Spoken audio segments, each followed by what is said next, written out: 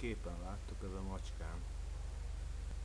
Rendszerint úgy néz ki, mint aki megdöglött. Úgy alszik. Most persze nyújtózkodik egyet, mert figyelem. Hát marha nehéz sorsod van, meg kell, hogy mondjam, Lúzikám. Meg a másik okos tojás is itt van. Szar az élet itt Pencen a mukilakba.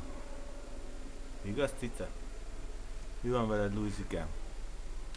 Mi van, szívem? Mi van? Még egy kicsit dobálod magad nekem? Hm? Igen? Szavasz. Hát bocs, hogy főzavartalak.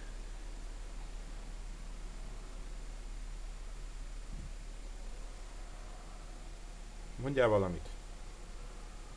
Meghúzhatom a füled? Ez se érdekel nagyon, mi? Jó. Ne aludj újra. Bakker.